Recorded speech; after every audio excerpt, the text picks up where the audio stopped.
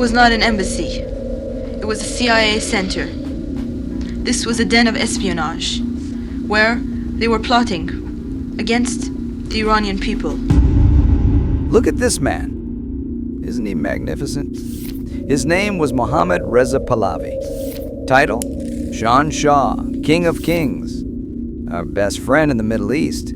He threw the best parties, bought the latest American fighter jets, and oh, did he look sharp in a uniform. But for 2,500 years, Iran had kings and emperors, and this man, he was the last. In 1979, everything collapsed. All the power, all the oil, all his friends in Washington, gone. Overthrown. Not by an army, no, by an old cleric, recording sermons on cassette tapes. And the question is, how the hell did that happen? How do you go from King of Kings to nobody? The official story? Complicated. But the real story, oh, it's much simpler. It's the story of how we tried to build a puppet and ended up creating a monster. It all began with his father, Reza Shah, a strong officer. The British loved him. They said, that's our man. He'll make Iran modern, strong. And he had big ideas. One of those big ideas? Forcing women to remove the veil by force. Imagine policemen coming to your grandmother and saying, take that thing off your head, now. Great way to win hearts and minds, right? He shut down religious schools, sidelined the clergy, building a modern state, whether people liked it or not. Then came the son. At first, he seemed harmless, but then, a mistake. He allowed a democratically elected Prime Minister, Mohammad Mossadegh, to nationalize Iran's oil. His oil. Their oil. Oh my God, he tried to control his own resources. Can you imagine that? With the keenest anticipation to all that I have to experience here in the greatest of the democracies in a free world. Of course, we couldn't let that slide.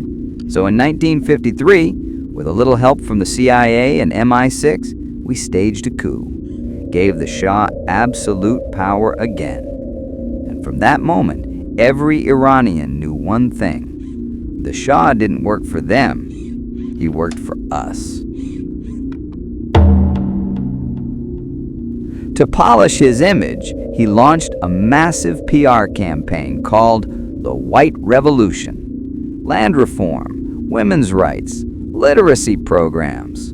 Sounds great, doesn't it? Except, small problem, land reform left millions of peasants broke. They fled to the cities, drowning in poverty. Education created a new generation who read about things like freedom and democracy, then looked around and realized they lived in a police state. And then there was SAVAK, the Shah's secret police, created with a little help from the CIA and Mossad, experts in torture, disappearances, crushing opposition. Liberals, nationalists, communists, all wiped out, leaving behind one space they couldn't fully control: the mosque. By silencing everyone else, the Shah funneled all the nation's anger into one channel: religion. Enter Ayatollah Khomeini. Exiled in 1964, the Shah thought he was gone for good. Big mistake. From exile, Khomeini recorded fiery sermons onto cassettes. They were the Twitter of the revolution, smuggled across borders, copied thousands of times, heard in every town and village. And he was clever. To Iranians, he preached justice, independence. To Western reporters, he spoke of an Islamic republic. Sounded democratic enough, He united everyone: students, bazaar merchants, leftists, liberals. They all hated the Shah, and that was enough. Yesterday's demonstration was the nearest thing to an anti-Khomeini rally yet. The imposition of Islamic law here has started with an order to women to cover their heads in government offices. Many are furious. Only a minority in Tehran already follow the instruction. Then came 1978. A spark. An article insulting Khomeini. Protests. Deaths. 40 days later, memorials turned into more protests. More deaths. A fire in a cinema. Everyone blamed SAVAK.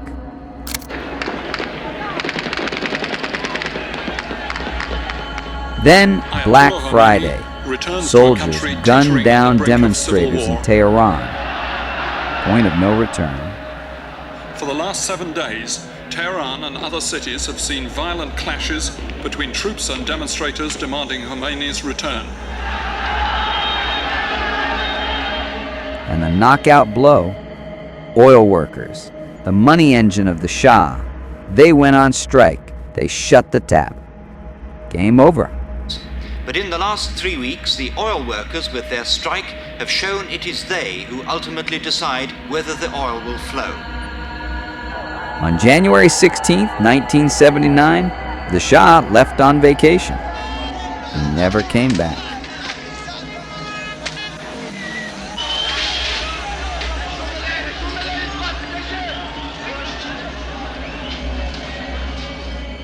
Two weeks later, the man with the cassettes returned. And he wasn't just a cleric anymore. He was the revolution. A referendum. Do you want an Islamic republic? Yes or no? Of course the answer was yes. Then came the purges. Liberals, prison. Leftists, eliminated.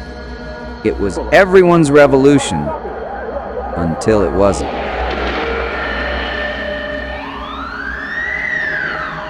And so ended 2,500 years of monarchy. What began with a coup we staged to protect our oil ended in a revolution against our man, creating a system that saw us as the great Satan.